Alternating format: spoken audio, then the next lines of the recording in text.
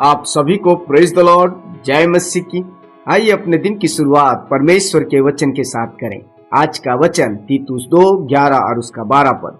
इसमें लिखा है, क्योंकि परमेश्वर का वह अनुग्रह प्रकट है जो सब मनुष्यों के उद्धार का कारण है और हमें चेतावनी देता है कि हम अभक्ति और सांसारिक अभिलाषाओं से मन फेर कर इस युग में संयम और धर्म और भक्ति से जीवन बिताएं। प्रियो, हम सभी जानते हैं कि संसार में प्रभु के लोगों के लिए हर कदम पर चुनौतियां हैं, क्योंकि यदि हम प्रभु के साथ चलना चाहते हैं तो संसार और उससे जुड़ी बातों से इनकार करना होगा। प्रियो, हमारा उद्धार सांसारिक बातों से नहीं परंतु परमेश्वर के उस अनुग्रह से हुआ है जो हम पर प्रकट है, और वह अनुग्रह प्रभु यीशु है। प्रभु यीशु ने हम सबके पापों की क्षमा के लिए अपने आप को क्रूस पर बलिदान कर दिया।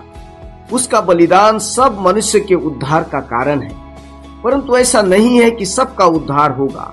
जो विश्वास करेगा वही उद्धार पाएगा। अतः हमें यह भी समझना आवश्यक है कि परमेश्वर का अनुग्रह जो प्रभु यीशु में हमारे उद्धार का कारण बना, हमें हर प्रकार की सांसारिक अभक्ति, अशुद्धता और अभिलाषाओं से अपने आप को बाहर निकलने के लिए आह्वान करता है, क्योंकि यह संभव नहीं कि सांसारिक अशुद्धता और अपवित्रता के जीवन के साथ परमेश्वर के उद्धार को जी सके। प्रियो, संसार में बहुत से लोग हैं जो अपने आप को मसीही कहते हैं, जिन्होंने प्रभु यीशु के नाम में बपतिस्मा भी लिया है, परंतु सांसारिक अभिलाषाओं और शारीरिक अशुद्धताओं में अब भी जीवन जी रहे हैं। उन्होंने अपने आप को सांसारिक पाप और अशुद्धता के जीवन से अलग किया ही नहीं है।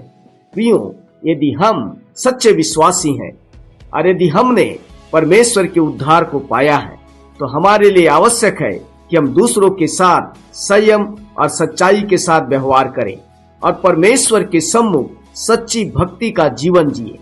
हमारे शारीरिक जीवन में शुद्धता और आत्मिक जीवन में पवित्रता का होना जरूरी है। हमारा जीवन संसार को खुश करने के लिए नहीं है परंतु परमेश्वर को खुश करने के लिए है।